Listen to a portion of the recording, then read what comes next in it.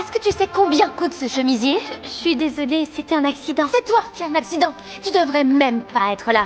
Comment ça se fait que tu peux venir ici gratuitement alors que tous les autres doivent payer?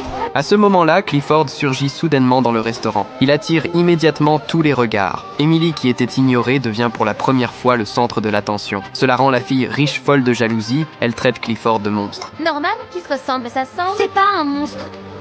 C'est à moi que tu parles. T'es juste un pétard parce que c'est lui qu'on regarde et pas toi. Ça veut dire qu'il t'aime bien? Son apparence ridicule déclenche un éclat de rire général. La fille riche est humiliée et s'enfuit en catastrophe. Après ce chaos, Emily n'a d'autre choix que de se réfugier chez Owen avec Clifford. Mais la mère d'Emily apprend qu'elle n'est pas allée à l'école. Elle appelle aussitôt pour demander des comptes. Et Emily laisse son oncle Casey gérer la situation. Pendant que Casey cherche une excuse, le chien d'Owen vient semer le désordre et commence à jouer avec Clifford.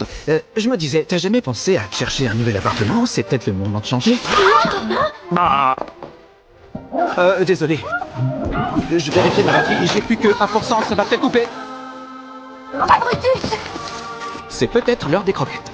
Mais au moment du dîner, il voit à la télévision que la police de New York collabore avec la société LifeGrow. Une chasse à l'échelle de la ville est lancée contre Clifford. La situation devient extrêmement dangereuse pour lui. Le père d'Owen propose immédiatement de l'emmener à l'étranger pour le protéger. Casey pense que c'est la meilleure solution, mais Emily refuse catégoriquement. C'est la meilleure option pour Peter.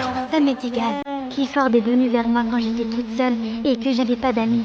Il est ce que j'ai de plus beau dans ma vie. Je vais jamais l'abandonner. Imagine que tu rencontres quelqu'un qui est tellement plein d'amour qu'à ses côtés tu te sens capable de tout. Qu'est-ce que t'éprouverais si tu devais te quitter?